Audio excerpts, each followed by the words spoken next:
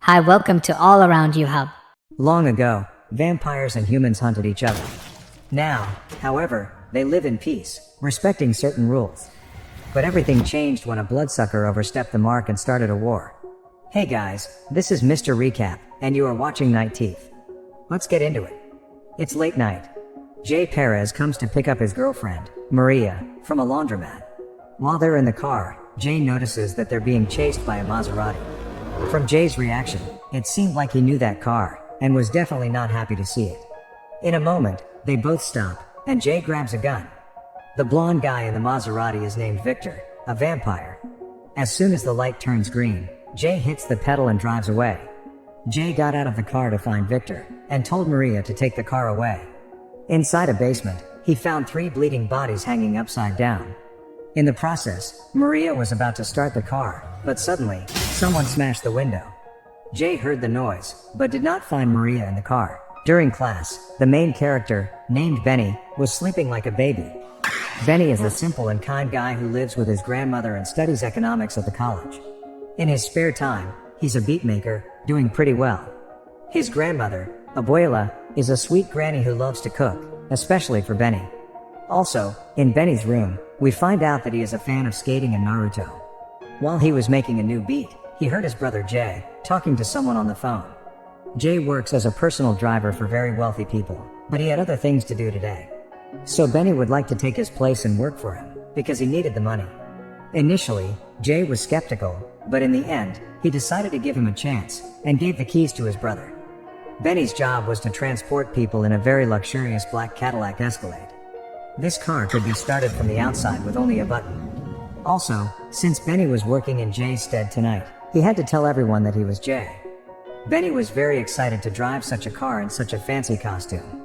You can see in his face that he was as happy as a child who just got the toy he wanted for Christmas. In the evening, Benny drove to a mansion to pick up his clients.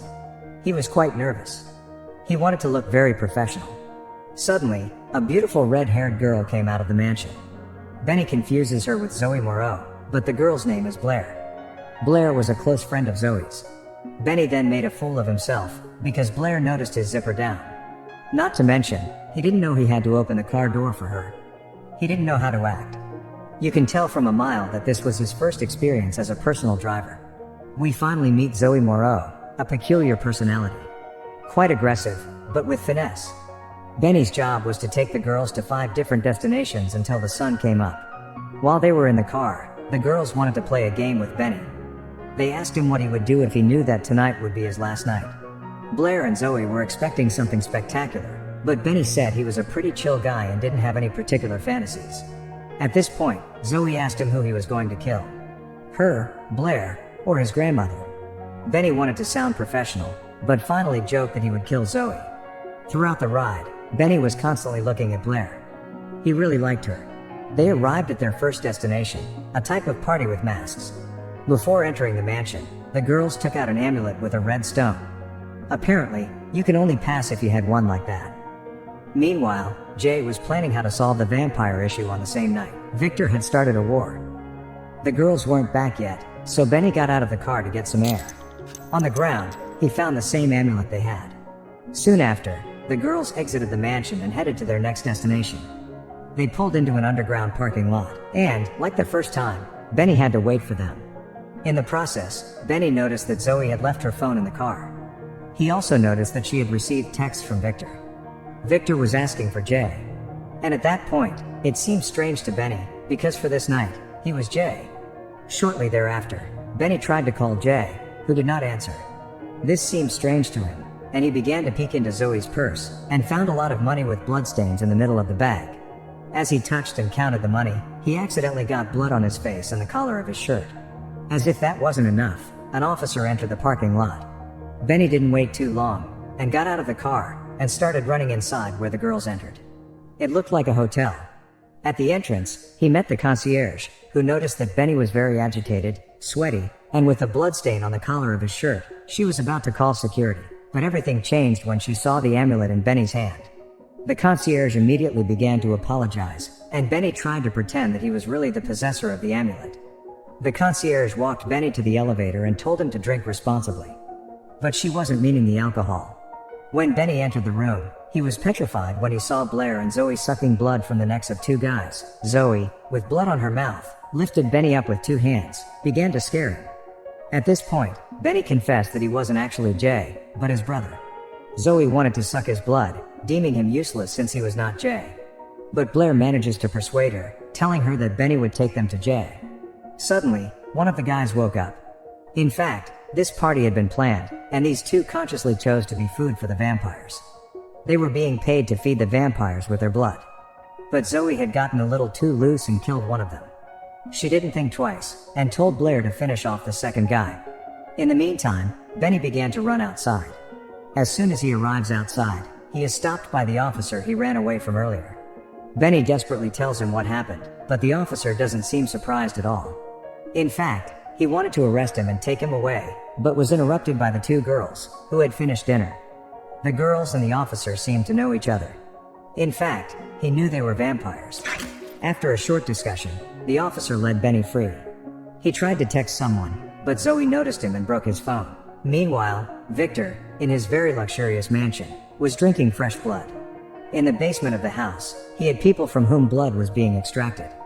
They were tied up and asleep inside the glass boxes. After a taste of blood, Victor leaves in his Maserati to pay a visit to some special people. In the meantime, Benny was in the car with the two girls, and tried one more time to escape. He unbuckled his belt and got out of the car, but was surprised by Zoe, who had practically teleported in front of him.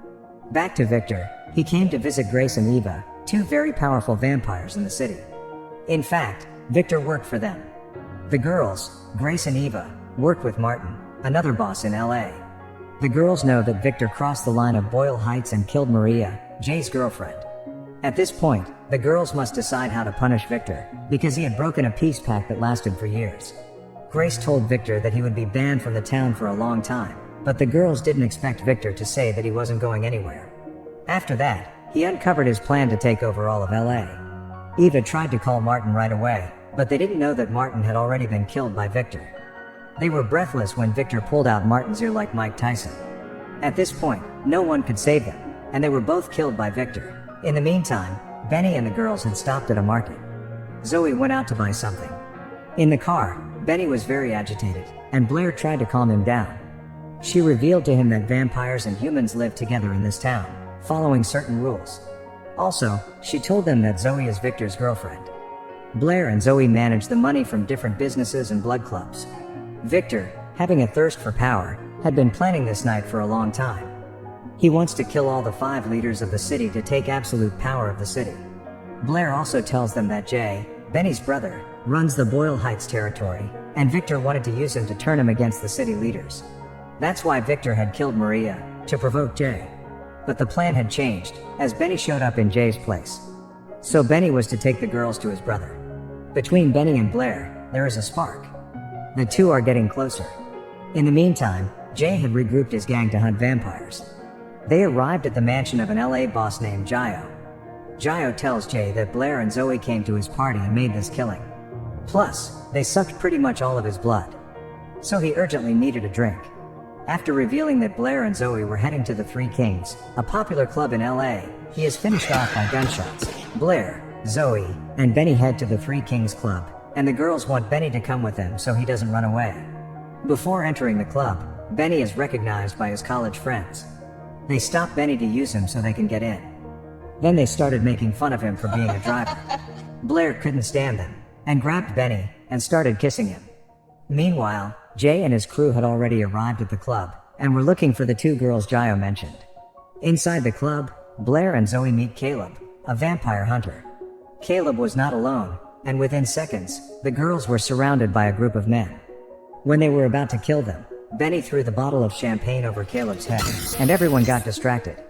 At that moment, the girls were able to liberate themselves, thanks to Benny's impulsive move.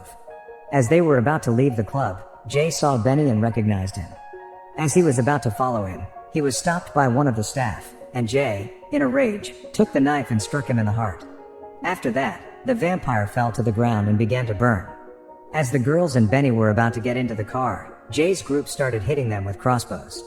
They immediately got into the car, and Benny drove off, and Zoe, as if there were no danger, stuck her head out the window and started howling. Benny decides to help Blair and Zoe escape and lets them hide at his house. Benny's grandmother was scared to death and wanted explanations right away. Benny had never brought a girl home before. In the meantime, Jay and his friends are stopped by the officer working for Victor.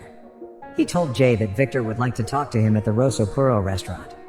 At Benny's house, Zoe was talking to Victor on the phone, and he told her that there was only one boss left to kill. Throughout the night, Benny and Blair began to like each other more and more.